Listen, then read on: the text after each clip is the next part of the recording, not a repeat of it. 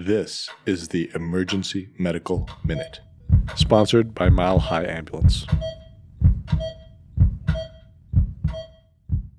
The Emergency Medical Minute is excited to announce that we are now offering AMA PRA Category 1 credits. This is accessible through our online course modules that can be accessed at www.emergencymedicalminute.org/CME-courses, or simply by clicking on the link in our show notes and creating an account. Okay, happy Saturday night. We're going to talk everybody's favorite Saturday night topic. All right, so we're all happy that COVID cases are going down, masks are going down, except apparently here in the ER.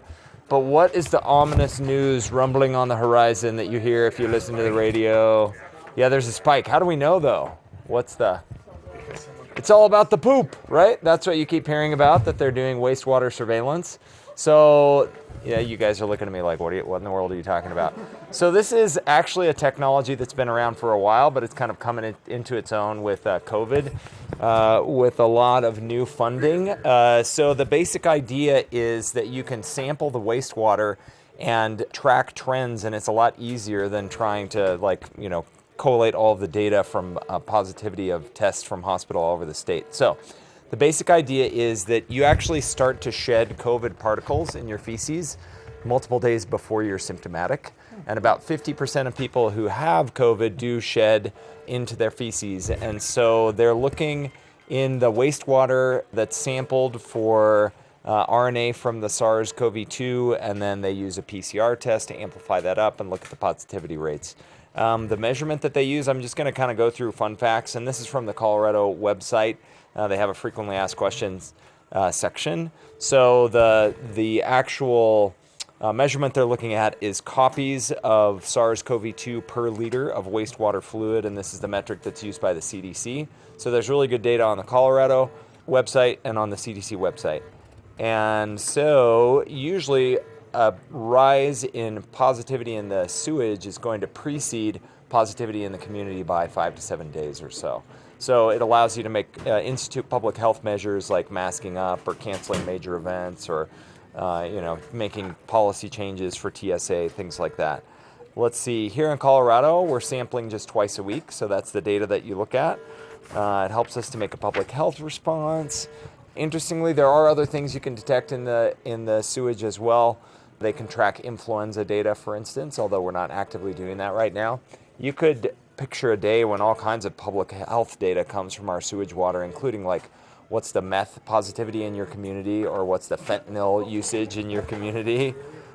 There are some limitations. The data is reported by county, but we know that if you track the wastewater stream, it's not necessarily by county borders, right? Like Denver Water is what I use even though I live in Arapahoe County. So that makes the data a little bit wonky. Again, we know only about 50% of people actually shed COVID into their feces, and then there's a certain percentage of people that are on septic tanks, and so their sewage never makes it in. So those all limit the amount of data, but in general, it's pretty good. Interestingly, here's a little fun fact. We don't have data from universities and colleges because they tend to have their own enclosed collection system and track the data. But in a lot of college campuses, they can actually tell you which residence has a positive person in it. And given that it happens ahead of time, you could picture a scenario where, college campus police show up, knock on your door and say, nobody has symptoms yet, but somebody here has COVID. And, we're quarantining all of you. It's a little bit like that, right? Minority Report, the precogs before you commit the crime. All right. So there are great maps. I printed one of them, but it's better to just look on my computer. Like the actual nasal swab data, there's great sewage data, and it's what's our percentage of positivity, what's our rolling 1 week average, what have been the trends over the last few weeks, and it's pretty fun to look at. So if you think the government is tracking you, not only do you have to block the satellites now, but you're going to have to go on a septic tank. Otherwise, they'll know exactly what's going on. Yeah, they're tracking your poop. Now you're talking my language. Yeah. We'd like to thank our sponsor, Health One Continental Division, and Swedish Medical Center for their financial contributions to the EMM.